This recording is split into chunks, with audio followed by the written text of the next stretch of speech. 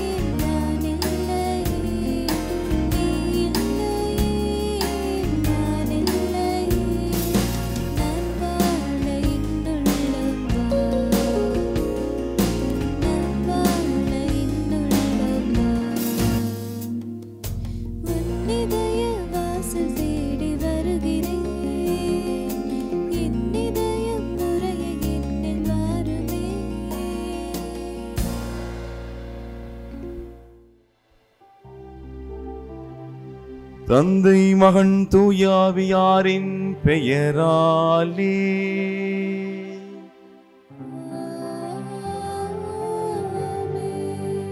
நம் ஆண்டவராகிய இயேசு கிறிஸ்துவின் அருளும் கடவுளின் அன்பும் தூயாவியாரின் நட்புறவும் உங்கள் அனைவரோடும் இருப்பதாக.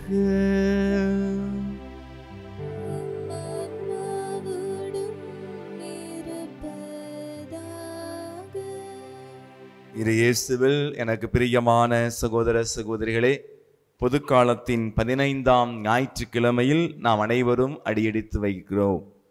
இன்றைய ஞாயிறு திருப்பலியானது நாம் அனைவரும் அனுப்பப்படவே அழைக்கப்பட்டிருக்கிறோம் என்பதை உணர்ந்தவர்களாய் வாழ நம்மை சிந்திக்க அழைக்கின்றது.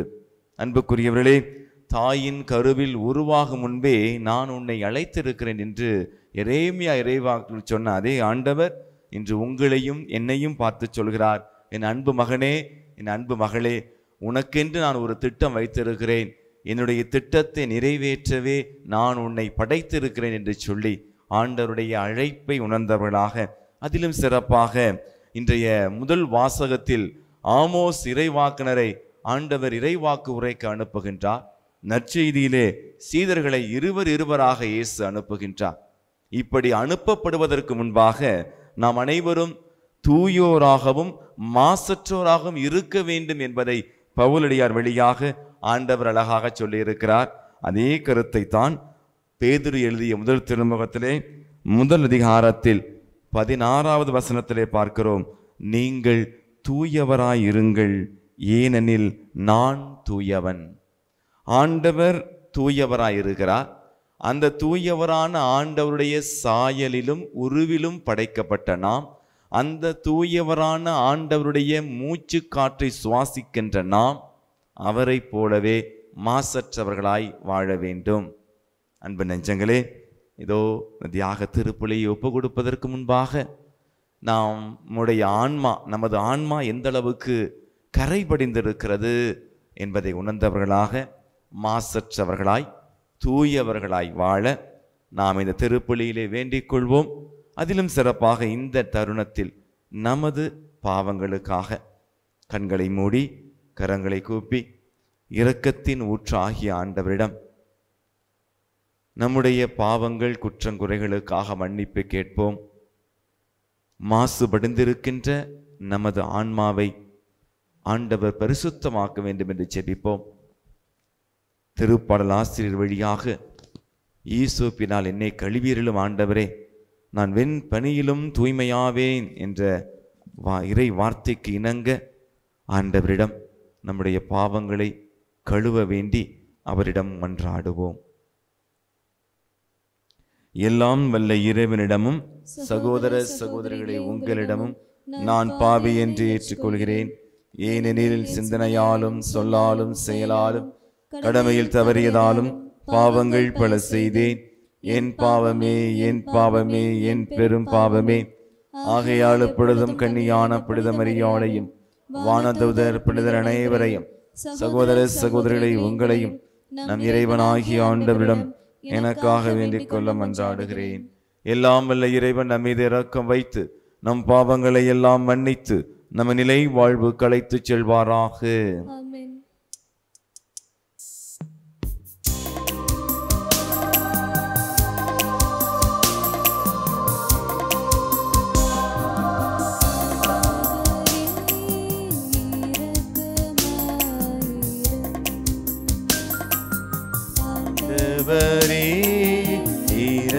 இரக்கமாயிரும் கிறிஸ்துவே, இரக்கமாயிரும் கிறிஸ்துவே, இரக்கமாயிரும் ஆண்டவரே, இரக்கமாயிரும் ஆண்டவரே, இரக்கமாயிரும்.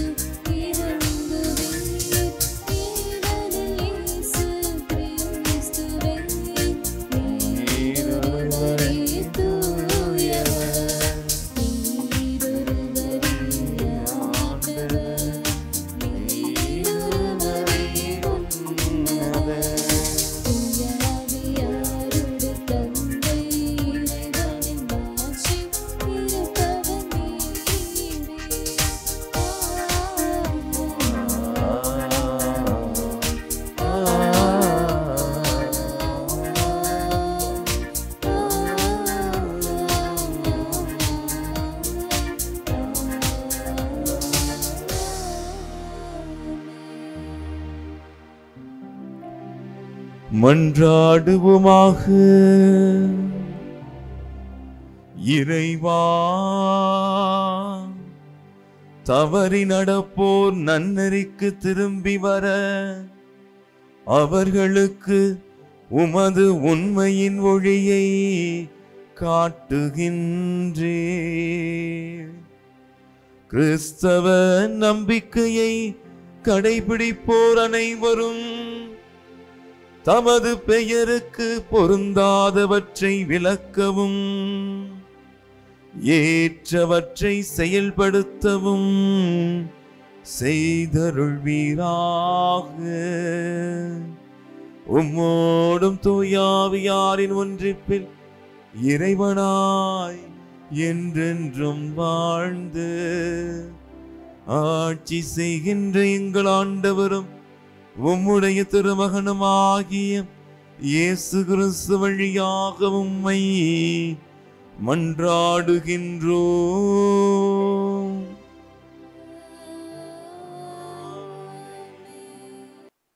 இறைவாக்கினர் ஆமோஸ் நூலிலிருந்து வாசகம். அதிகாரம் 7, வசனங்கள் 12 முதல் 15 முடிய. அந்நாட்களில் பெத்தேலின் குருவாகிய அமத்சியா ஆமோஸை பார்த்து, காட்சி காண்பவனே, இங்கிருந்து போய்விடு, யூதாவின் நாட்டுக்கு ஓடிவிடு, அங்கே போய் இறைவாக்கு உரை, உன் பிழைப்பை தேடிக்கொள். பெத்தேலில் இனி ஒருபோதும் இறைவாக்கு உரைக்காதே, ஏனெனில் இது அரசின் புனித இடம், அரசுக்குரிய இல்லம் என்று சொன்னான். ஆமோஸ் அதற்கு மறுமொழியாக அமத்சியாவை பார்த்து கூறினார், நான் இறைவாக்கினன் இல்லை, இறைவாக்கினர் குழுவில் உறுப்பினனும் இல்லை. நான் ஆடு மாடு மேய்ப்பவன், காட்டு அத்திமரத் தோட்டக்காரன். ஆடுகள் ஓட்டி கொண்டு போன என்னை ஆண்டவர் தேர்ந்தெடுத்து என் மக்களாகிய இஸ்ரேலிடம் சென்று இறைவாக்கு உரைத்திடு என்று அனுப்பினார். ஆண்டவரின் அருள்வாக்கு. இறைவனுக்கு நன்றி. பதிலுரை பாடல் பல்லவி. ஆண்டவரே, உமது பேரன்பை எங்களுக்கு காட்டியருளும்.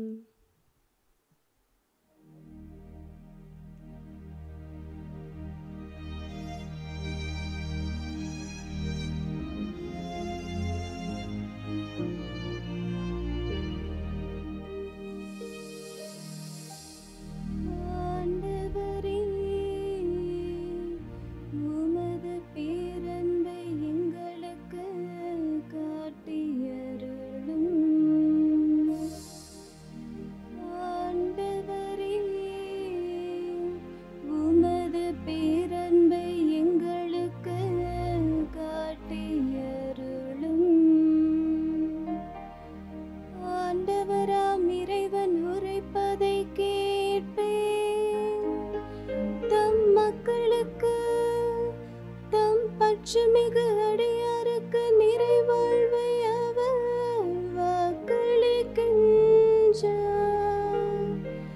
அவருக்கு அஞ்சி நடப்போருக்கு அவரது மீட்பு அண்மையில் உள்ளது என்பது உறுதி. நம் நாட்டில் அவரது மாட்சி குடிகொள்ளும்.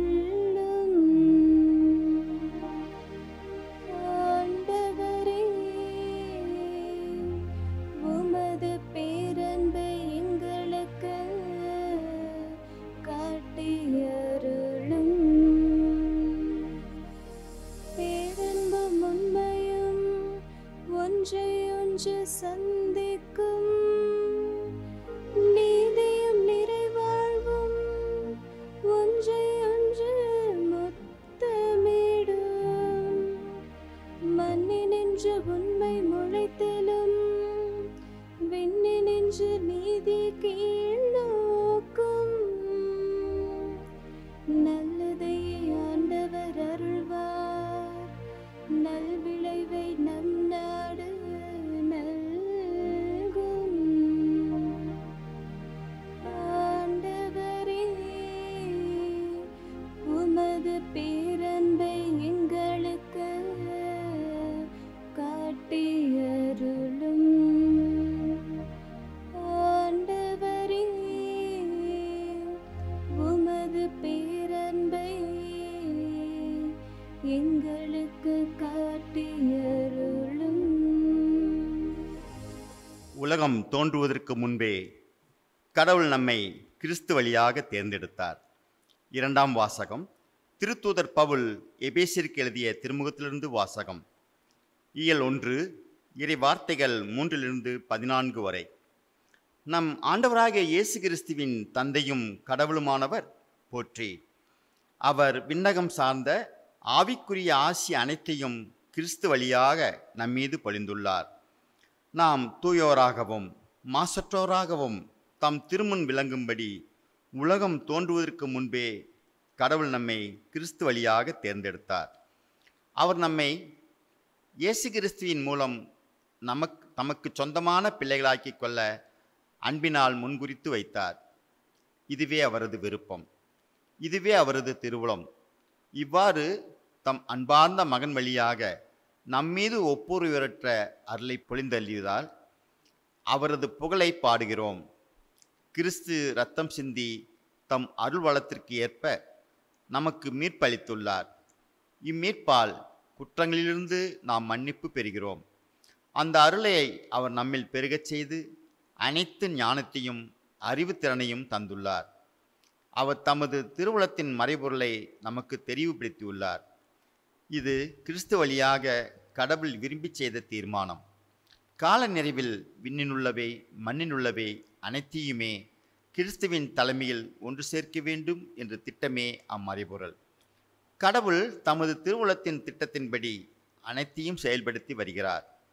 அவரது தீர்மானத்தால் நாம் முன்குறிக்கப்பட்டு கிறிஸ்து வழியாக அவரது உரிமை பெற்றுக்கு உரியவரானோம். இவ்வாறு கிறிஸ்துவின் மேல் முதலில் நம்பிக்கை வைத்த நாங்கள் கடவுளுடைய மாட்சியை புகழ்ந்து பாட வேண்டுமென அவர் விரும்பினார். நீங்களும் உங்களுக்கு மீட்பளிக்கும் நற்செய்தியாகிய உண்மையின் வார்த்தையை கேட்டு அவர் மீது நம்பிக்கை கொண்டு வாக்களிக்கப்பட்ட தூய ஆவியால் அவர்களுக்குள் முத்திரிடப்பட்டீர்கள். அந்த தூய ஆவியே நாம் மீட்படைந்து உரிமை பேறு பெறுவோம் என்பதை உறுதிப்படுத்தும் அடையாளமாக இருக்கிறது. இவ்வாறு கடவுளது மாட்சியின் புகழ் விளங்கும். ஆண்டவரின் அருள்வார்க்கு. இறைவனுக்கு நன்றி.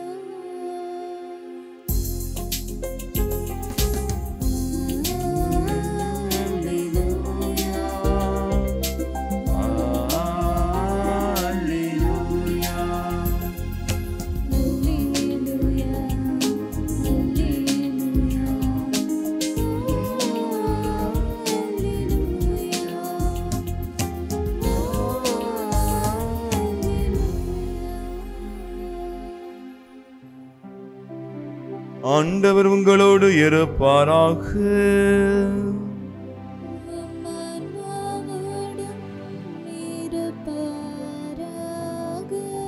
புனித மார்க்கு எழுதிய பரிசுத்த நற்செய்தியிலிருந்து வாசகம்.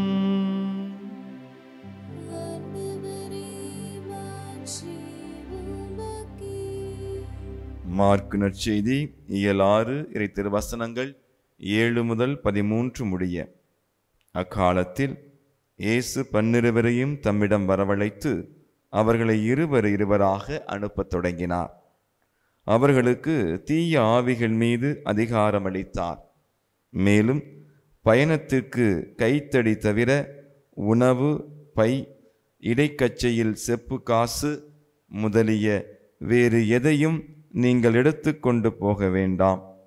ஆனால் மிதியடி போட்டு கொள்ளலாம், அணிந்திருக்கும் அங்கி ஒன்றே போதும் என்று அவர்களுக்கு கட்டளையிட்டார்.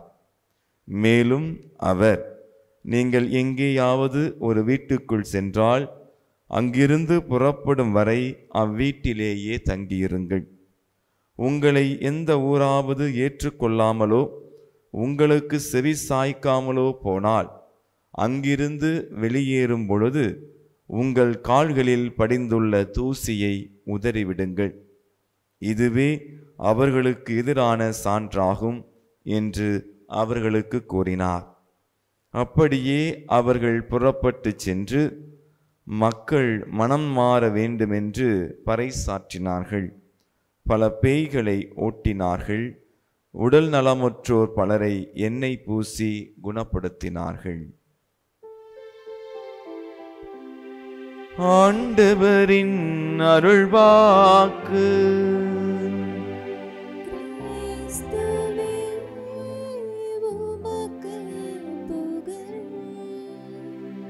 இயேசு கிறிஸ்துவுக்குள் பிரியமான சகோதர சகோதரிகளே, நீண்ட நாட்களுக்கு பிறகு இந்த கேசி யூடியூப் சேனல் வழியாக உங்களை சந்திப்பதில் பெருமகிழ்ச்சி அடைகின்றேன். இந்த புதுக்காலம் 15ஆம் ஞாயிற்றுக்கிழமையுடைய வழிபாடு நமக்கு உணர்த்தும் பாடம் என்ன? குஜராத் மாநிலத்தில் நாட்டுப்புற கதை ஒன்று சொல்வார்கள்.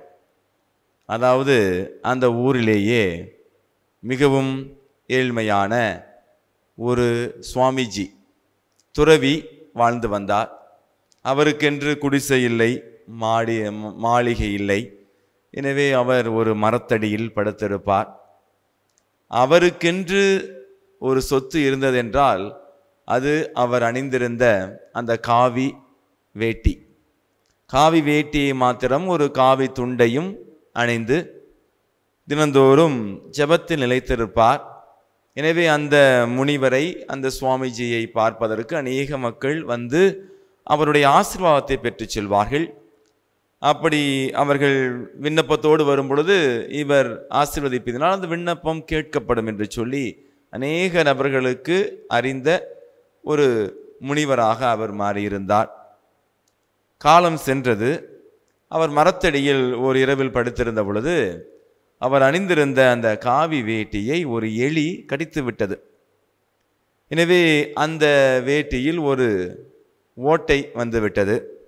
எனவே அவர் யோசிக்கிறார், ஆகா, நமக்கு இருப்பது இது ஒரு சொத்து தானே, என்ன செய்வது என்று தெரியாமல் அவர் மற்றவரிடம் கேட்டு, இதில் எனக்கு முனிவரே, ஒரு சின்ன பூனைக்குட்டி வாங்கி வளர்த்திங்கன்னா அந்த எலி உங்களுக்கு வராது, அந்த எலியிட்டேருந்து நீங்கள் தப்பிச்சிடலாம் அப்படின்னோடையும், சரி ஒரு பூனைக்குட்டியை வாங்குவோன்னு பூனைக்குட்டியை வாங்கினார். பூனைக்குட்டியை வாங்கின பிறகு அந்த பூனைக்கு பால் கொடுப்பதற்கு, உணவு கொடுப்பதற்கு ஒன்றுமே இல்லை. சரி என்ன செய்யலாம், இதில் என்ன இருக்கு முனிவரே, நீங்கள் ஒரு பசுமாடை வாங்குங்களேன், பசுமாடை வாங்கி வச்சிங்கன்னா அதில் கலக்கிற பாலை வச்சு இந்த பூனைக்கு கொடுக்கலாம் அப்படிங்க. சரி அப்படின்னு பசுமாடை வாங்குறாரு. ஆனால் பசுமாடை மேய்க்கிறதுக்கு பார்க்குறதுக்கு ஆள் இல்லை. இதில் என்ன இருக்கு முனிவரே, ஒரு ஆளை நீங்கள் வேலையாளை வச்சுக்கங்களே அப்படின்னு சொல்லி, அதுக்கு பிறகு அந்த பசுமாடு மேய்கிறதுக்கு கொஞ்சம் இடம் வேணுமே, மற்றவங்க இடத்துல போய் மேய்ஞ்சா அது சும்மா விடுவாங்களா, சரி அப்படின்னு ஒரு ஏக்கர் இடம் வாங்கணும்னு சொல்லி இப்படி வாங்கினாராம். அன்புக்குரியவர்களே, அந்த கதையின் முடிவில் பார்த்தீர்கள் என்றால் ஒரு 15 வருடம் கழித்து அந்த ஏரியாவிலேயே, அந்த சுத்துவத்திலேயே அந்த முனிவர் தான் மிகப்பெரிய பணக்காரனமானாராம். இது கேட்பதற்கு வேடிக்கையாக கூட இருக்கலாம். அன்புக்குரியவர்களே, இது நமது விசுவாசத்தை, அதுவும் கத்தோலிக்க விசுவாச வாழ்க்கையை புரட்டி போடும் ஒரு உண்மை கதையாக இருக்கிறது. எனக்கு என்னமோ இந்த பொதுக்காலம் 15ஆம் ஞாயிற்றுக்கிழமையின் வாசகங்களை பார்க்கும் பொழுது இயேசு ஆண்டவர் இருவராக அனுப்புகின்றார். முதல் வாசகத்தில் ஆமோஸ் இறைவாக்கை உரைப்பதற்காக அனுப்பப்படுகிறார். இதையெல்லாம் பார்க்கும் பொழுது எனக்கு ஒரு ஆச்சரியம் வந்தது. என்னவென்றால், ஒருவேளை நாம் அழைக்கப்பட்டதன் நோக்கத்தை மறந்து விட்டோமோ? ஏனென்றால் தொடக்க காலத்தில் ஆதி கிறிஸ்தவர்கள் இருந்த பொழுது வளர்ந்த வளர்ச்சி கத்தோலிக்க திருச்சபையில் இன்று இல்லை என்றுதான் சொல்ல வேண்டும். எண்ணிக்கையில், பிறரை ஈர்க்கக்கூடிய வகையில், பிறரை நமது மதத்தில் ஈர்க்கக்கூடிய, சேர்க்கக்கூடிய அளவுக்கு நாம் அவ்வளவு வல்ல செயல்கள் செய்கின்றோமா என்பதை யோசித்து பார்க்கும் விதமாக இன்றைய வாசகங்கள் அமைந்திருப்பதாக நான் கருதுகிறேன். என்னுடைய தனிப்பட்ட ஜெபத்தில் உட்காரும் பொழுது எனக்கு தோன்றியது, இந்த இந்தியாவில் உலகம் ஃபுல்லாக நம்ம கத்தோலிக்க திருச்சபை இருக்கிறோம், ஆனால் இந்த இந்திய தேசத்தில் ஒட்டுமொத்த மக்கள் தொகையில் ஏறத்தாழ 1.6 விழுக்காடு தான் கத்தோலிக்க கிறிஸ்தவர்கள் வாழ்ந்து வருகிறோமா. ஆக இந்த 1.6 அநேக ஆண்டுகளாக அப்படியே இருந்து கொண்டிருக்கிறது. நம்முடைய வல்ல செயல்கள், அது ஆண்டவருடைய அந்த அழைத்தல், ஆண்டவர் நம்ம கொடுத்த அந்த அழைத்தல் நம்ம உணர்ந்திருக்கிறோமா என்று வாழ என்று யோசிக்க அழைக்கப்படுகின்றோம். அன்புக்குரியவர்களே, அழகா சொல்லுவாங்க, நம்முடைய கிறிஸ்தவ அதுவும் கத்தோலிக்க திருச்சபை அழைப்பு என்பது பிழைப்புக்காக அல்ல. இப்ப நாம் அனைவரும் ஒரு 3 பாடங்களை கற்றுக்கொள்ள போகிறோம். இன்னைக்கு ஆண்டவர் நமக்கு சொல்றது என்ன இந்த வாசகம் மூலமா? முதல் வாசகம் நமக்கு உணர்த்தும் பாடம் என்ன? முதல் வாசகத்துல ஆமோஸ் இறைவாக்கினர் அழகாக அற்புதமாக சொல்லுகிறார். அவரை மிரட்டுறாங்க, பெத்தேல்ல நீ இனிமே இறைவாக்கு உரைக்க வேண்டாம், போயிடு அப்படின்னு விரட்டுறாங்க. அப்படி விரட்டும் பொழுது, இது அரசரின் புனித இடம், அரசருக்குரிய இல்லம், எனவே பெத்தேலில் இனி ஒருபோதும் இறைவாக்கு உரைக்காதே. அப்போ ஆமோஸ் ரொம்ப தாழ்ச்சியா சொல்றாரு அமட்சியாவை பார்த்து, நான் இறைவாக்கினன் இல்லை, இறைவாக்கினன் குழுவில் உறுப்பினனும் இல்லை, நான் ஆடு மாடு மேய்ப்பவன், காட்டு அத்திமர தோட்டக்காரன், அவ்வளவுதான், நான் ஆடு மாடு மேய்ப்பவன். எனக்கு இந்த வார்த்தையை பார்த்தோன்னே நான் ஆடு மாடு மேய்ப்புங்கிற பார்த்தப்ப எனக்கு என்னுடைய சிறுவர் பருவம் ஞாபகத்துக்கு வந்தது. உண்மையிலேயே நான் ஆடு மேய்ச்சிருக்கிறேன், மாடு மேய்ச்சிருக்கிறேன். அதுவும் ஆட்டை விட மாடு, அதுவும் எருவ மாடு மேய்ச்சிருக்கிறேன். நான் சின்ன வயசுல இருந்தப்ப எங்கள் வீட்டில் எருவ மாடு வளர்த்து அதை ஸ்கூலுக்கு போயிட்டு வந்த பிறகு அல்லது விடுமுறை நாட்களில் போய் மேய்க்கணும். அது சில நேரம் மதம் பிடித்து அடித்து ஓடுனுச்சுன்னா நம்மளால் பிடிக்க முடியாது. அந்த அந்த வார்த்தையை பார்க்கும் பொழுது, படிக்கும் பொழுது எனக்கு தோன்றுகிறது என்னவென்றால், ஆண்டவர் மிகவும் எளியவர்களை அழைக்கின்றார். இன்று உங்களையும் என்னையும் அழைத்த ஆண்டவர் நம்முடைய திறமைகளை பார்த்து, நம்முடைய பணபலத்தை பார்த்து நம்மை அழைக்கவில்லை. தொடக்கத்திலிருந்து இன்று வரை நீங்க பார்த்தீங்கன்னா, நம்முடைய மோயிசனை அழைத்ததாக இருக்கலாம், அல்லது அபிரகாமை அழைத்ததாக இருக்கலாம், மிகவும் எளியவர்களை அழைக்கின்றார், ஏழ்மையான எளிய மக்களை அழைக்கின்றார். எனவேதான் அழகாக சொல்வார்கள், ஆண்டவர் தகுதியானவர்களை அழைக்கவில்லை, மாறாக அழைத்தவர்களை தகுதிப்படுத்துகின்றார். ஆக இந்த எளிமையான உள்ளம் நம்மிடத்தில் இருக்கிறதா? அந்த தாழ்ச்சி உள்ளம் நம்மிடத்தில் இருக்கிறதா? ஆண்டவர் மிகவும் எளியவர்களை கூப்பிடுகிறார். மிகவும் திறமசாலிகள், பெரிய பெரிய, நாலாம் சபையில் படிக்கிறப்ப நாங்கள் 35 பேர் படித்தோம். எங்கள் சபையில் பார்த்தீங்கன்னா 35 பேர்த்தில் அநேக பேர் இந்த கீபோர்டு வாசிக்கிறதுல, டான்ஸ் ஆடுறதெல்லாம் மிகப்பெரிய ஆட்களாக இருப்பாங்க, திறமசாலிகள், புத்திசாலிகள். ஆனால் அவர்களுக்கெல்லாம் கொடுக்கப்படாத ஒரு பாக்கியம் என்ன கொடுக்கப்பட்டிருக்கிறது. இடையிலேயே அவங்க பல்வேறு காரணங்களுக்காக அனுப்பப்பட்டாங்க, அவங்களே போயிட்டாங்க. நல்ல திறமசாலிகள், என்னை விட அதிகமான திறமசாலிகள் நாங்கள்லாம் வாங்கும் பொழுது அப்போ பார்த்தோம் ஆண்டவர் எந்த அளவுக்கு நமக்கு இந்த பெரிய பாக்கியத்தை கொடுத்திருக்கிறார், பொக்கிஷத்தை கொடுத்திருக்கிறார் என்று. அன்புக்குரியவர்களே, ஆண்டவருடைய பேரன்பு மட்டும்தான் நம்மை அழைப்பதற்கு பேருதவியாக இருக்கிறது. ஆண்டவரின் பேரன்பு. இந்த திருப்பாடல 11 பாடல், திருப்பாடல் 85 பார்த்தீங்கன்னா, ஆண்டவரே உமது பேரன்பை எங்களுக்கு காட்டியருளும். ஆபிரகாமுக்கு காட்டிய அதே பேரன்பு, ஈசாக்கு காட்டிய அதே பேரன்பு, இன்று நம் மீதும் ஆண்டவர் அந்த பேரன்பை காட்டுகின்றார். இந்த பேரன்பை நீங்கள் உணர்ந்து கொள்ள வேண்டும் என்றால், கொரிந்தியருக்கு எழுதிய முதல் திருமுகத்திலே 5வது அதிகாரத்திலே 10வது வசனத்திலே அருமையாக பவுலடியார் சொல்லுகிறார். கொரிந்தியருக்கு எழுதிய திருமுகத்திலே பவுலடியார் ஒரு இடத்தில் அழகாக சொல்லுவார், நான் இதுவரை செய்த அத்தனை செயல்களும் ஆண்டவருடைய அருளால் நான் நிலைத்திருக்க முடிகிறது, இதை அனைத்தையும் செய்தது ஆண்டவருடைய அருளால் தான் என்று சொல்வார். ஆக ஆண்டவருடைய அருள் நம்மை ஆட்கொள்ள வேண்டும். அந்த அருளை பெறுவதற்கு, ஆசீர்வாதத்தை பெறுவதற்கு நமக்கு எந்த தகுதியும் தேவையில்லை. ஒரே ஒரு தகுதி தான், தாழ்ச்சி கொண்ட உள்ளம். அன்னை மரியாள் இன்று ஆண்டவரின் தாயாக உயர்த்தப்படுவதற்கு ஒரே காரணம் அன்னை மரியாள் அதிகம் படித்தவர்கள் இல்லை, அன்னை மரியாள் அதிகம் அறிவு கொண்டவர்கள், கூர்மை கொண்டவர்கள் அல்ல. அன்னை மரியாள் உலகத்தில் இருக்க பணக்காரர்களில் ஒருவர் அல்ல, மாறாக அன்னை மரியாள் தாழ்ச்சியோடு இருந்தார்கள். எனவே இந்த முதல் வாசகத்தில் ஆமோஸ் அந்த வார்த்தையை படிக்கும் பொழுது எனக்கு என்ன தோணுதுன்னா, மக்களே, உங்களிடத்திலும் என்னிடத்திலும் அந்த தாழ்ச்சி வேணும். ஒருவேளை நாம் இந்த அழைத்தலை ஏற்ற பிறகு ஒரு குருவானவராக இருக்கின்ற என்னிலோ அல்லது ஒரு பொதுநிலையினராக நம்பிக்கையாளராக இருக்கின்ற உங்களிலோ பெருமை வந்துவிட்டது என்றால் ஆண்டவருடைய அருள் நம்மிடத்தில் தங்காது. இதை மாத்திரம் நீங்கள் புரிந்து கொள்ள வேண்டும். ஏனென்றால் ஆண்டவர் தாழ்ந்தோரை உயர்த்துகின்றார், சிறுகுற்றோரை சிதறடிக்கின்றார். அன்னை மரியாளுடைய அந்த மீட்பு பாடலில் அழகா வாசிக்கின்றோம். ஆக இந்த முதல் குணாதிசயம் நம்மிடத்தில் இருக்கிறதா? ஆண்டவர் நம்மை தேர்ந்தெடுத்து அழைத்திருக்கின்றார். இந்த உலகத்தில் எத்தனையோ கோடி மக்கள் இருந்தாலும் கத்தோலிக்க திரு அவையில் அழைக்கப்பட்டவர்கள் என்று மிகப்பெரிய பாக்கியத்தை பெற்றவர்கள் நீங்களும் நான் தான். ஆனால் ஒன்னே ஒன்று மக்களே, லூக்கா நற்செய்தியில் 13வது அதிகாரத்தில் வர்ற 6 முதல் 9 முறை உள்ள உவமை இருக்கிறது. காய்க்காத அத்தி மரம். அந்த காய்க்காத அத்தி மரத்தை தேடி, கனிகளை தேடி அந்த தோட்ட உரிமையாளர் வருகிறார். 3 ஆண்டுகளாய் பாரும், நான் கனியை தேடி வருகிறேன், அதில் எதையும் நான் காணவில்லை, எனவே இதை வெட்டிவிடும், இடத்தை ஏன் அடைத்து கொண்டிருக்க வேண்டும்? அருமையான வார்த்தை, இடத்தை ஏன் அடைத்து கொண்டிருக்க வேண்டும்? இன்றைக்கு நீங்களும் நானும் கத்தோலிக்க திருச்சபையில் இருந்து நம்முடைய இயேசுவுடைய பணியை நாம் செய்யவில்லை என்றால், இயேசுவுக்காக நாம் அதிக ஆன்மாக்களை சேர்க்கவில்லை என்றால், நிச்சயமாக நீங்களும் நானும் இடத்தை அடைத்து கொண்டிருக்கிறோம். எனவே ஆமோஸிடம் இருந்த அந்த தாழ்ச்சியான உள்ளம் நம்மிடத்தில் இருக்கிறதா?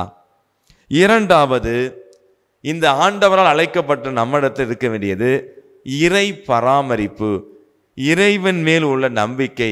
இறைவன் எனக்கு அனைத்தையும் கொடுப்பார்.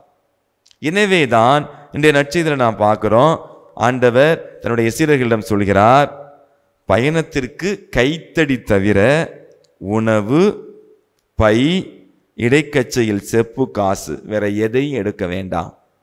ஆக உணவு கொண்டுட்டு போய் பையில் பை எடுத்துட்டு போய், இஸ்ரேலுடைய கலாச்சாரத்தில் அந்த பாலஸ்தீன கலாச்சாரத்தை சொல்கிறாங்க, பயணத்துக்கு போகிறவங்க கண்டிப்பாக பை எடுத்துகிட்டு போவாங்க. அந்த பைகளின் வழியாக நீங்கள் பார்த்தீங்கன்னா அநேக நபர்கள் மக்கள் கொடுக்கின்ற காசு பணத்தை வாங்கிக்குவாங்களாம். ஆக சம்பாதிப்பதற்காகவே அவர்கள் எடுத்த ஒரு நாடக விளையாட்டாக சொல்கிறார்கள். இது இந்த இறைவாக்கு பணியிலும் போறேன்னு பேரில் அந்த பையில காசு பணத்தை சம்பாதிக்கக்கூடியவர்களாக நிறைய காசு பணம் அதிலேருந்து சம்பாதித்தவங்க இருந்திருக்கிறாங்க. எனவே தான் ஏசு ஆண்டவர் சொல்லுவார், என்னுடைய சீடர்கள் அப்படி போகக்கூடாது. உணவு வேண்டாம், நீங்க போற இடத்துல கொடுப்பாங்க, என்ன கொடுக்குறாங்களோ அதை சாப்பிட்டுக்குங்க. பை வேண்டாம், இடைக்கட்சியில் செப்பு காசு எதுவும் வேண்டாம். ஆக பயணத்திற்கு செலவு எதுவும் வேண்டாம், ஒரு கைத்தடி மட்டும் வச்சுக்கோங்க, மிதியடி போட்டுக்கொள்ளலாம், அணிந்திருக்கும் அங்கி ஒன்றே போதும். நீங்கள் இஸ்ரேல் மக்களுடைய கலாச்சாரத்தில், பாலஸ்தீன தேசத்துடைய கலாச்சாரத்தில் பார்த்தீங்கன்னா ஒவ்வொரு நபரும் 5 விதமான உடைகளை அணிந்திருப்பார்களாம். உள்ளாடையிலிருந்து மேலாடை வரை அவர்கள் 5 விதமான ஆடைகளை அணிந்திருப்பார்கள். எனவே ஆண்டவர் சொல்கிறார், அவ்வளவு தேவையில்லை, பயணத்திற்கும் கடினமாக இருக்கும், அதை தூக்கி போட்டு ஒரே ஒரு அங்கி எடுத்துக்கங்க போதும் என்று சொல்லி ஆண்டவர் அவர் மீது உள்ள நம்பிக்கையில் பயணிக்க சீடர்களை அழைக்கின்றார். அன்புக்குரியவர்களே, இன்று நீங்களும் நானும் நன்றாக புரிந்து கொள்ள வேண்டும், ஆண்டவர் நமக்கு பல நேரங்களில் நம்ம ஒன்றுமே இல்லையே, என்ன ஆண்டவரை எப்படி ஆரம்பிக்க போகிறேன்? அன்னை தெரசாவுடைய வாழ்க்கையில் 5 ரூபாயை வச்சு சபையை ஆரம்பித்தாங்க. இன்னைக்கு பார்த்தா ஆச்சரியமாக இருக்குது, எங்கு பார்த்தாலும் அன்னை தெரசா அருட் சகோதரிகள். எப்படி அந்த அம்மா அந்த 5 ரூபாயில் சபையை ஆரம்பிக்க முடியும், அதை நல்ல பணிகளை செய்ய முடியும்னு நினச்சாங்கன்னு தெரியலை. ஆனால் அந்த அற்புதமான புனிதை ஆண்டவர் மீது நம்பிக்கை வைத்தார், ஆண்டவருடைய பராமரிப்பின் மீது நம்பிக்கை வைத்தார். எனவேதான் இப்படி தன்னுடைய வாழ்க்கையில், அதாவது அன்னை தெரசாவுடைய வாழ்க்கையில் மிகவும் மிகவும் மிக உறுதியாக உற்சாகமூட்டிய இறைவார்த்தை என்றால் அது கொரிந்தியருக்கு எழுதிய 2வது திருமுகம் 12:9 என் அருள் உனக்கு போதும். இன்னைக்கு நம்ம நினைக்கிறோம் ஆண்டவருடைய பொருள் நமக்கு தேவை என்று சொல்லி. பொருள் இருந்தாதான் இந்த நல்ல செயலை செய்ய முடியும், பொருள் இருந்தாதான் இதை நம்ம நடத்த முடியும். ஆனால் அன்னை தெரசா போன்ற ஆட்கள், ஏன் புனித பிரான்சிஸ் அசிசியார் தன்னுடைய சபையை நடத்தும் பொழுது அவர் சொல்கின்ற அருமையான வார்த்தை, ஆண்டவர் கொடுப்பார். காட்ஸ் ப்ராவிடன்ஸ் என்று ஆங்கிலத்தில் சொல்லுவாங்க. கடவுள் கொடுப்பார். எனது சகோதரர்களை, இந்த சகோதரர்களை கடவுள் கொடுத்தார், இன்னும் தேவையானவற்றை கடவுள் கொடுப்பார். The Lord will provide. அசிசியாருடைய வார்த்தை, அருமையான வார்த்தை ஆங்கிலத்தில், the Lord will provide. கடவுள் எனக்கு கொடுப்பார். அந்த நம்பிக்கையில் அவர் சபையை தொடங்கி, அந்த நம்பிக்கையில் தான் அசிசியார் வாழ்ந்த பொழுது நீங்கள் பார்த்தீங்கன்னா எந்த குடிசையும் போடக்கூடாது, எந்த கட்டிடம் கட்டக்கூடாது, எந்த சொத்து வாங்கக்கூடாதுன்னு சொல்லிட்டார். அதனால் என்ன பண்ணுவார், தினந்தோறும் சகோதரர்களை வேலைக்கு போங்க, வேலையில் போய் வேலை செய்யுங்க, அவங்கள்ட்ட கூலி வாங்காதீங்க, அவங்க போகிற சாப்பாடை சாப்பிட்டுட்டு வந்துடுங்க, நீங்கள் சாப்பிட்றதுக்கு ஒவ்வொரு வீடாக போய் பிச்சை எடுத்துகிட்டு வாங்க அப்படின்னு சொல்லுவாராம். அன்புக்குரியவர்களே, இன்றைய காலத்தில் இதெல்லாம் சாத்தியமானது என்பது எனக்கு தெரியாது. ஆனால் அண்ணல் அசிசியார், அன்னை தெரசா போன்றோர் ஆண்டவரின் பராமரிப்பில் நம்பிக்கை வைத்தார்கள். ஆண்டவர் நமக்கு கொடுப்பார் என்று அவர்கள் நம்பினார்கள். மூன்றாவது முக்கியமான பாடம் இன்றைய நற்செய்தியிலிருந்து நாம் கொடுப்பது, ஆண்டவர் எதற்கு அந்த சீடர்களை அனுப்புகிறாரு? மனமாற்றத்திற்காக தயார் பண்ணுங்கள். மக்களிடம் போய் சென்று மனம் மாறுங்கள், அவர்களை மனம் மாறச் செய்யுங்கள் என்ற ஒரு அற்புதமான செய்தியை கொடுக்கிறார். அன்பு மக்களே, இன்னைக்கு ஆச்சரியமாக இருக்குது, நம்ம எத்தனை பேரை மனம் மாற செய்திருக்கிறோம், எத்தனை பேரை கடவுளுக்குள்ளே கொண்டு வந்திருக்கிறோம். கொரிந்தியருக்கு எழுதிய முதல் திருமுகத்தில் 9:19 பவுலடியார் சொல்லுவார், நான் யாருக்கும் அடிமையாகாமல் இருந்தும் ஒரு சிலரையாவது கடவுளுக்குள் கொண்டு வர நான் என்னையே நான் அடிமையாக்கி கொண்டேன் என்று சொல்லியிருக்கிறார். பலரை கடவுளுக்குள் கொண்டு வர நாம் என்ன செஞ்சிருக்கிறோம்? மிக முக்கியமான வார்த்தை. கடவுளுக்குள் எத்தனை பேரை கொண்டு வந்திருக்கோம். நீ கத்தோலிக்க திருச்சபையிலே பல பேர் பேரளவுக்கு கிறிஸ்தவர்களாக இருக்கிறாங்க, கோயிலுக்கு வர மாட்டாங்க, ஜெபிக்க மாட்டாங்க. அவர்களையெல்லாம் ஜெபிக்க தூண்டும் அளவுக்கு நம்முடைய வார்த்தையும் வாழ்க்கையும் அமைந்திருக்கிறதா? எத்தனை பேர் குடும்பத்தில் இன்னைக்கு குடும்ப ஜெபமாலை சொல்லுகிறோம், அல்லது நம்ம குடும்பத்தில் கடைபிடிச்சு மற்ற குடும்பத்தையும் அதை ஈர்க்கக்கூடிய அளவுக்கு நம்ம முயற்சி எடுக்கிறோமா? அன்புக்குரியவர்களே, உண்மையிலேயே கடினமாக இருக்கிறது.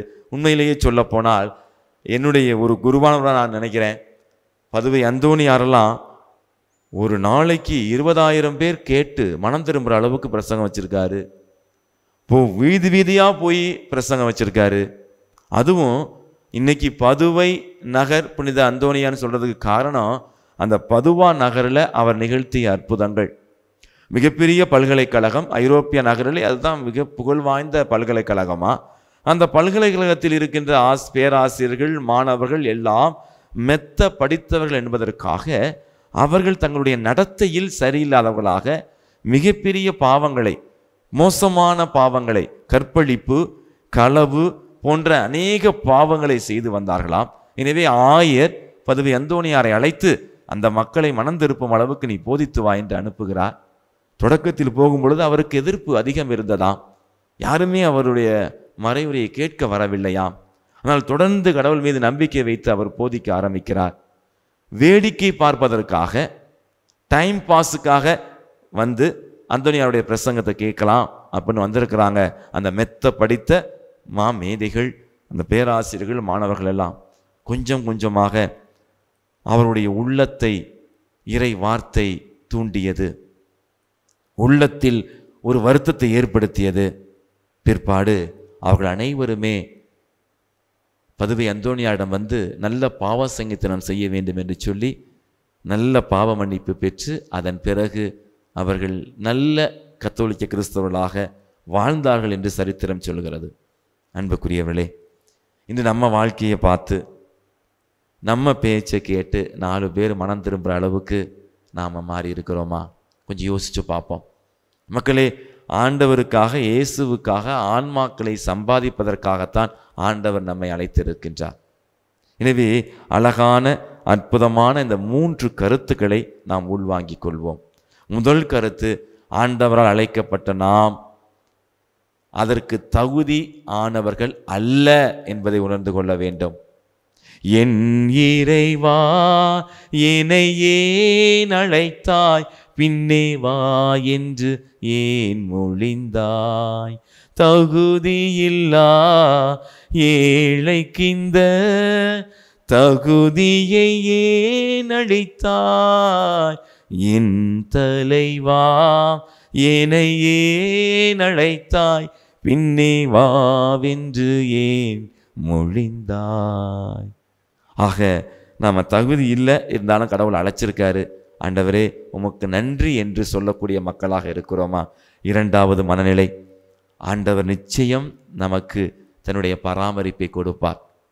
எங்கு சென்றாலும் இன்னைக்கு ஆச்சரியமா இருக்கு மக்களே. நம்ம கத்தோலிக்கர் அல்லாத மற்ற சபையில் உள்ளவங்களாம் வீதி வீதியாக போய் போதிக்கிறாங்க, விரட்டி அடிக்கப்படுறாங்க.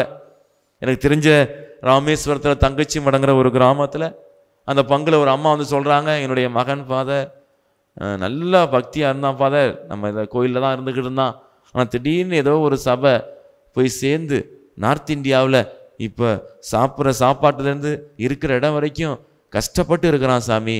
அநேக ஆன்மாக்களை நான் சம்பாதிக்க போகிறேன்னு சொல்லிட்டு போகிறான். நல்ல வேலை இருந்துச்சு இங்கே, அதெல்லாம் தூக்கி எரிஞ்சிட்டு அவன் போயிட்டான் அப்படிங்கிறாங்க. ஆக இன்னைக்கு நம்ம இருக்கின்ற அந்த கம்ஃபர்ட் ஜோன்பாங்க, நம்ம நல்ல வசதியான பாதுகாப்போடு இருக்கணும்னு பார்க்குறோம். ஆனால் இதையும் தாண்டி ஆண்டவருடைய வார்த்தையை போதிக்கிறதுக்கு எத்தனை பேர் நம்ம துணிச்சலோடு இருக்கிறோம்? அன்னைக்கு செபஸ்தியார் எடுத்துக்கங்க, புனித அருளானந்தராக இருக்கலாம், புனித பிரான்சிஸ் சவேரியாராக இருக்கலாம். இவர்களெல்லாம் துணிச்சலோடு இந்தியா தேசத்தை நோக்கி வந்தார்கள். அவர்கள் ஆண்டவருடைய வார்த்தையை போதிப்பதற்காக உயிரை விடுவதற்கும் துணிந்தார்கள். எனவே பராமரிப்பில், இறை பராமரிப்பில் நமக்கு நம்பிக்கை இருக்கிறதா? மூன்றாவதாக அன்புக்குரியவர்களே, எத்தனை பேரை நாம் மனமாறச் செய்திருக்கிறோம்? எத்தனை நபர்களை நாம் ஆண்டவருக்குள் கொண்டு வந்திருக்கிறோம்? இந்த அருங்கொடை இல்லமாக இருக்கலாம், வேற எந்த ஜப கூட்டமாக ஜப இல்லமாக இருக்கலாம். நம்மில் பல பேர் விசுவாசம் இல்லாமல் இருக்கிறார்கள். அவர்களை அழைத்து வரக்கூடிய மக்களாக இருக்கிறோமா? அவர்கள் எந்த மதத்தை சார்ந்தவர்களாக இருக்கலாம், எந்த சபையை சார்ந்தவர்களாக இருக்கலாம். நீங்களும் வாங்க, அற்புதத்தை பார்க்க போறீங்க, எங்க தியான இல்லத்துக்கு வாங்க என்று சொல்லி அழைக்கின்றோமா? அன்பு நெஞ்சங்களே, இந்த மூன்று கருத்துக்களையும் உள்வாங்கி கொண்டு கண்களை மூடி கரங்களை கூப்பி கடவுளை நோக்கி ஜெபிப்போம். அன்பின் பரலோக பிதாவே, அன்று இஸ்ரேல் மக்களின் துன்பங்களை துயரங்களை போக்குவதற்காக மோயிசனை அழைத்தீரே. நம்பிக்கைக்கு நல் எடுத்துக்காட்டாய் விளங்க அபிரகாமை அழைத்தீரே. இயேசுவே, துவண்டு போயிருக்கும் அநேக மக்களை தேற்றுவதற்காக நீர் எங்களை இன்று அழைத்திருக்கின்றேன். நாங்கள் அனைவரும் அனுப்பப்படுவதற்காகவே அழைக்கப்பட்டிருக்கிறோம். ஆண்டவரே, நாங்கள் எத்தனை முறை உமது வார்த்தையை பிறருக்கு சொல்லக்கூடிய அளவுக்கு நோயாளிகள், சிறை கைதிகள், கைவிடப்பட்டவர்கள், கைம்பெண்கள், மூன்றாம் பாலினத்தார் போன்ற அநேக நெஞ்சங்களை சந்தித்து உமது அன்பை அவர்களோடு பகிர்ந்து அதன் மூலம் சிறந்த நற்செய்தி பணியை நாங்கள் திறம்பட செய்து உமக்கு சாட்சியாய் வாழ வரம் தாரும். ஆமென்.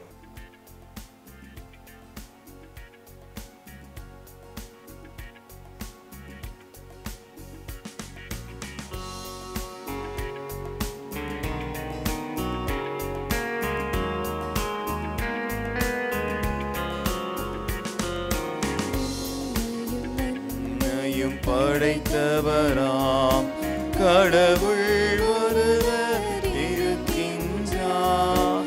தந்தை மகன் தூய ஆவியாராய் ஒன்றாய் வாழ்வோரை நம்புகிறேன். ஆவியின் வல்லமையால் இறைமகன் மனிதரானார். பிறந்தவராய் இயேசுவை உறுதியாய் நம்புகிறேன். மாத்துவின் ஆட்சியில் பாடுபட்டார், சிலுவையில் இருந்து அடக்கப்பட்டார்,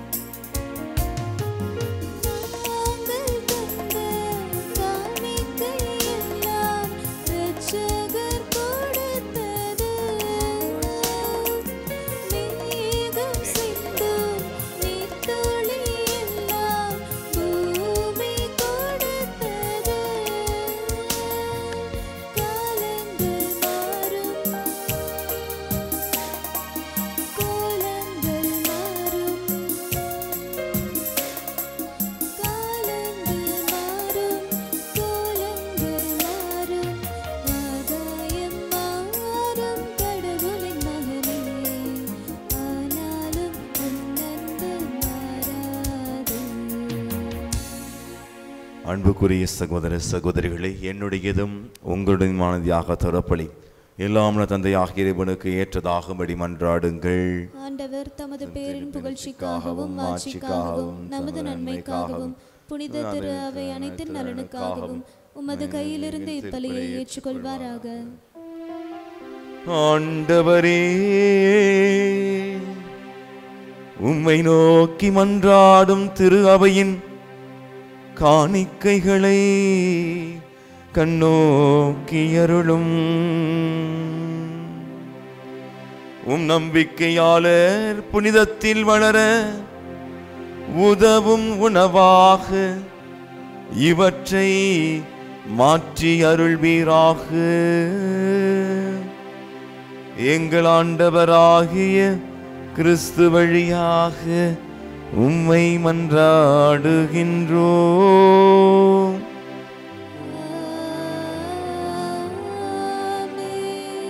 ஆண்டவர் உங்களோடு இருப்பாராக.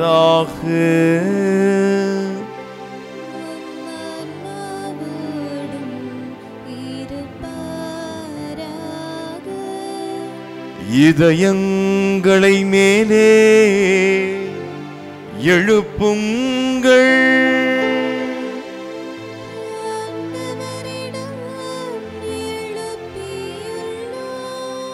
நம் இறைவனாகிய ஆண்டவருக்கு நன்றி கூறுவோம்.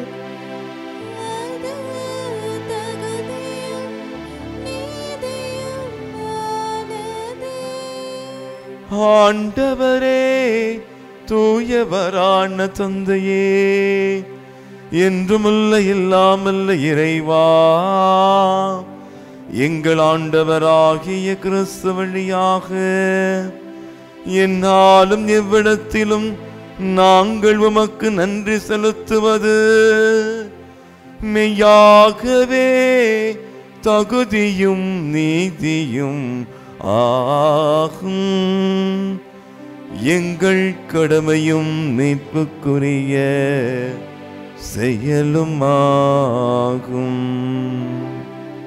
பாஸ்கா மறை நிகழ்வு வழியாக கிறிஸ்து புரிந்த அற்புத செயல் இதுவே.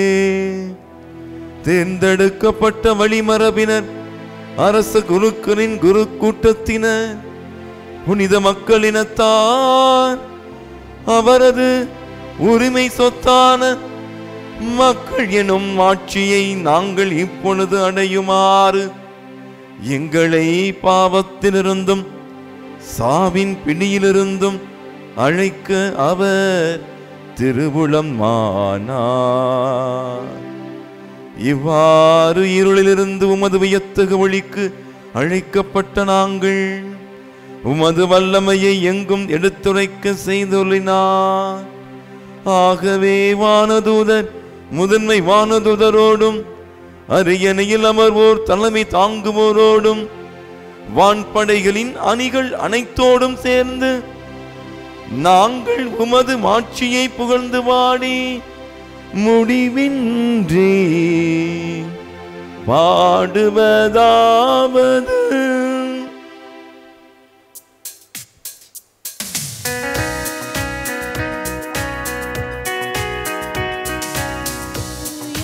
தூயவர் தூயவர் வான்படைகளின் கடவுளாம் ஆண்டவர், விண்ணகமும் மன்னகமும் உமது மாட்சியால் நிறைந்துள்ளன. உன்னதங்களிலே ஓசன்னா, உன்னதங்களிலே ஓசன்னா. ஆண்டவர் பெயரால் வருகிறவர் ஆசி பெற்றவர். உன்னதங்களிலே ஓசன்னா, ஓசன்னா. அதி உன்னதமான நேரம். ஆவியானவர் இறங்கி வந்து இந்த சாதாரண அப்பத்தையும் ரசத்தையும் ஆண்டவர் இயேசுவின் உடலாகவும் திரு இரத்தமாகவும் உருமாற்றுகின்ற தருணம். இயேசுவின் திரு இரத்தத்துக்கு உகந்த இந்த ஜூலை மாதத்திலே இயேசுவின் திரு இரத்தத்தால் நாம் அனைவரும் கழுவப்பட வேண்டும். இயேசுவின் திரு இரத்தம் நமது பாவங்களை கழுவி நம்மை பரிசுத்தமாக்க வேண்டும் என்று சொல்லி உருக்கமாய் ஆண்டவரில் நம்பிக்கை வைத்தவர்களாய் ஜெபிப்போம். ஆண்டவரே, நீர் மெய்யாகவே தூயவர், தூய்மை அனைத்துக்கும் ஊற்று. ஆகவே உம்முடைய ஆவியை பொழிந்து இக்காணிக்கைகளை தூய்மைப்படுத்த உம்மை வேண்டுகின்றோம். இவ்வாறு எங்கள் ஆண்டவர் இயேசு கிறிஸ்துவின் உடலும் இரத்தமுமாக எங்களுக்கு இவை மாறுவனவாக. அவர் பாடுபட உளம் கண்ணிந்து தம்மை கையளித்த போது அப்பத்தை எடுத்து நன்றி செலுத்தி அதை பிட்டு தம் சீடர்களுக்கு அளித்து அவர் கூறியதாவது: அனைவரும் இதிலிருந்து பெற்று உண்ணுங்கள், ஏனெனில் இது உங்களுக்காக கையளிக்கப்படும் என் உடல்.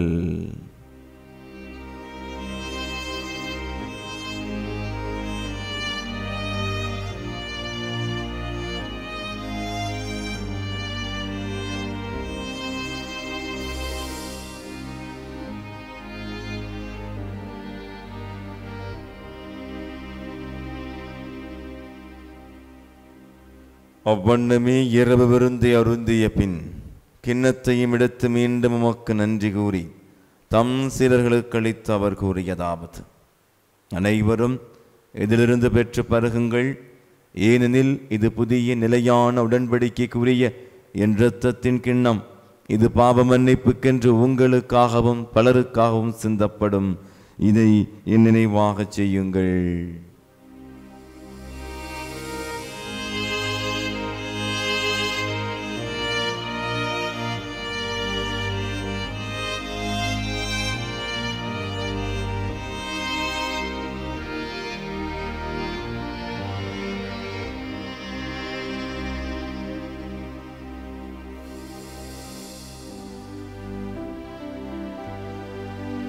நம்பிக்கையின் மறைபொருள்.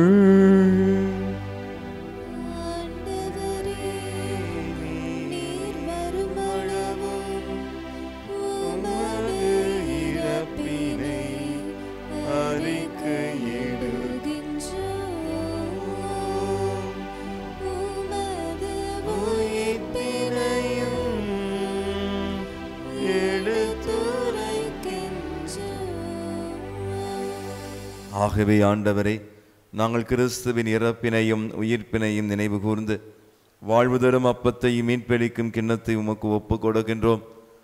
திருமணன்று உமக்கு ஊழியம் புரிய தகுந்தவர்கள் என எங்களை ஏற்றுக்கொண்டேன்.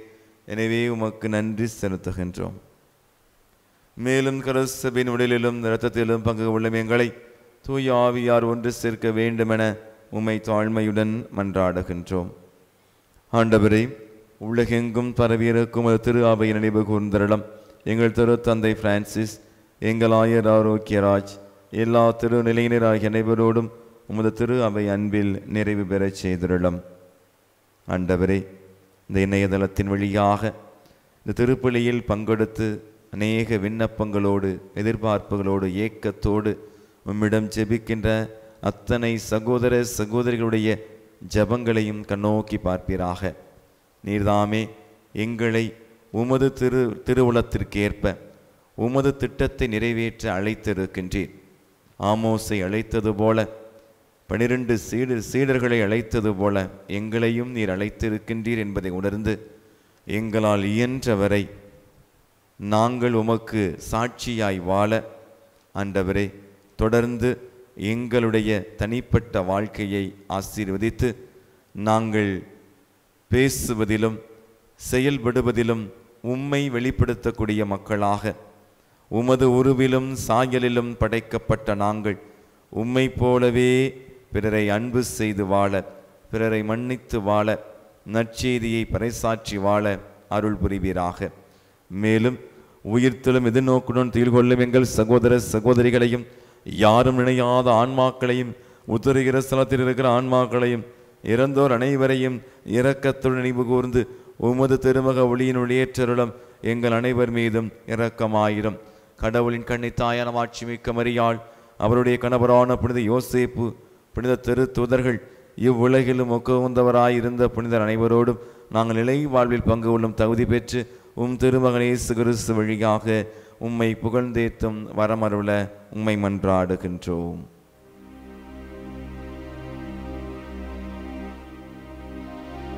இவர் வழியாக இவரோடு இவரில் எல்லாம் வல்ல இறைவனாகிய தந்தையே,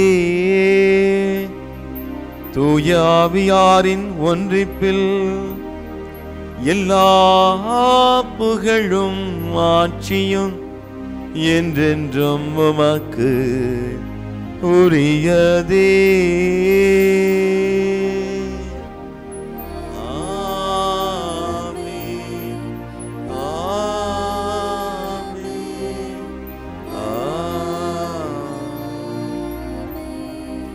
மீட்பரின் கட்டளையால் கற்பிக்கப்பட்டு இறைவடிப்பினையால் பயிற்சி பெற்ற நாம் துணிந்து பாடுவோம்.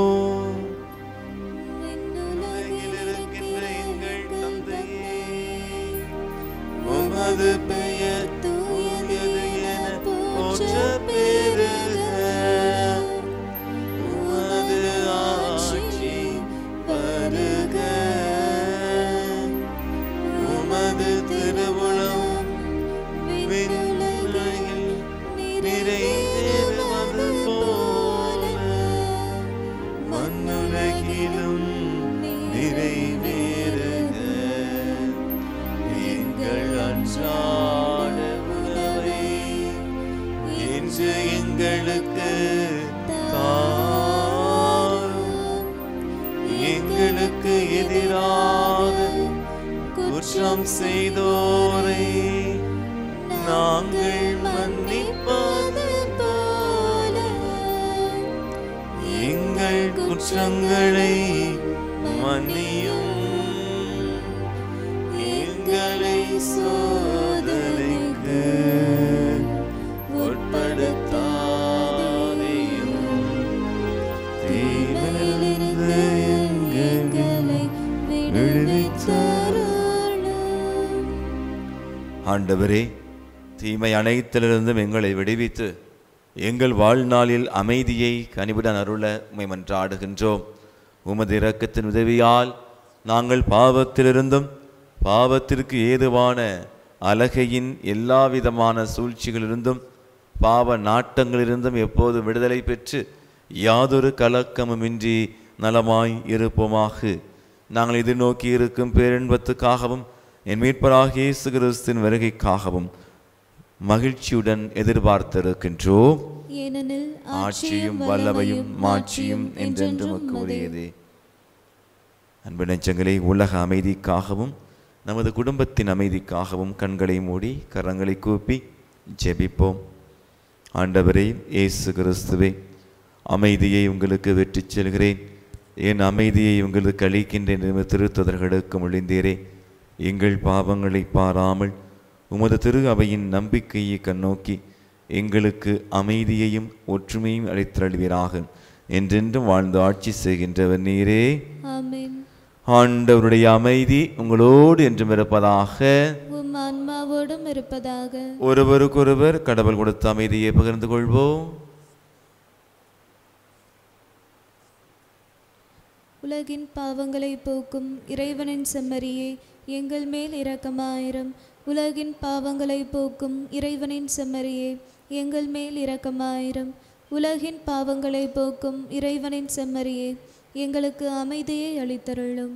இதோ இறைவனின் செம்மறி, இதோ உலகின் பாவங்களை போக்குகின்றவர். செம்மறியின் விருந்திற்கு அழைக்கப்பட்டு நம் அனைவரும் பேறு பெற்றோர். ஆண்டவரே, நீர் இடத்தில் எழுந்தருளி வர நான் தகுதியற்றவன். நான் ஒரு வார்த்தை மட்டும் சொல்லியருளும், எனது ஆன்மா நலமடையும். கிறிஸ்துவின் திருவுடலும் திருரத்தமும் நம்மை காத்து நிலை வாழ்வளிப்பதாக. ஆமென். ஆசை திருவிருந்துக்கான மன்றாட்டு. ஆண்டவரே, நீர் என் இல்லத்தில் எழுந்தருள நான் தகுதியற்றவன். ஆனால் ஒரு வார்த்தை மட்டும் சொல்லியருளும் என்று நூற்றுவர் தலைவன் ஜெபித்தது போல நாங்களும் இப்போது உம் திருப்பாதம் பணிந்து வேண்டுகிறோம். இனிய இயேசுவே, நாங்கள் தகுதியற்றவர்களாய் இருந்தாலும் எங்கள் தகுதியின்மையை பாராமல் நீர் எங்கள் உள்ளங்களில் எழுந்து வாரும். உம் அன்பிலும் அருளிலும் நாங்கள் நிலைத்திருக்க எம்முள் எழுந்து வாரும். உம் பிள்ளைகளாக உயிருள்ள உண்மை சாட்சிகளாக உமது நற்செய்தின்படி வாழ்பவர்களாக எங்களை உருமாற்ற வாரும். தந்தையின் திருவுளப்படி வாழ்ந்திட எங்களுக்கு துணை புரிந்திட வாரும். நன்மை செய்வதில் ஆர்வமுள்ளவர்களாய் தீமைகள் அனைத்திலிருந்தும் விடுதலை பெற்றவர்களாய் வாழவும் எங்களை வழிநடத்த வாரும். எல்லா நலன்களும் வளங்களும் எங்களை நிரப்ப வாரும். ஆமேன். எனது சதையை உண்டு எனது இரத்தத்தை குடிப்பவர் என்னோடு இணைந்திருப்பார், நானும் அவரோடு இணைந்திருப்பேன் என்கிறார் ஆண்டவர். மன்றாடுவோமாக. ஆண்டவரே, உம்முடைய அருள் கொடைகளை பெற்றுக்கொண்ட நாங்கள் உம்மை வேண்டுகின்றோம்.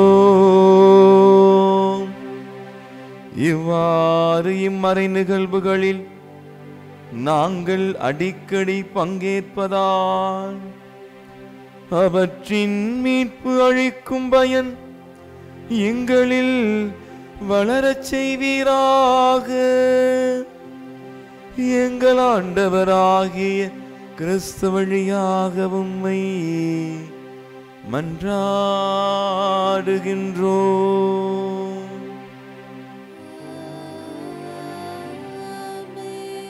ஆண்டவர் உங்களோடு இருப்பாராக.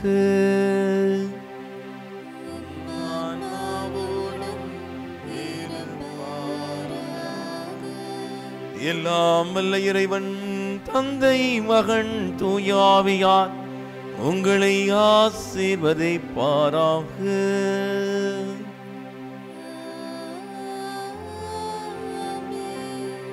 அழைக்கப்பட்ட நாம் அனைவரும் மாசற்றோராயும் தூயவர்களாயும் வாழ சென்று வாருங்கள். திருப்பலி நிறைவு பெற்றது.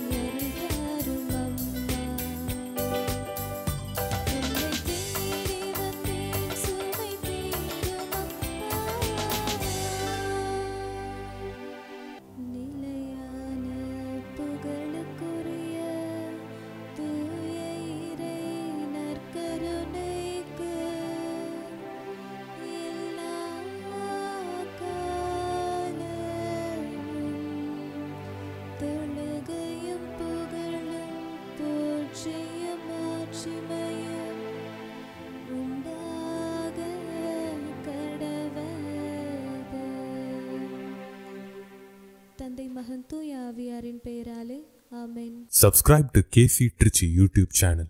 Like, share and comment.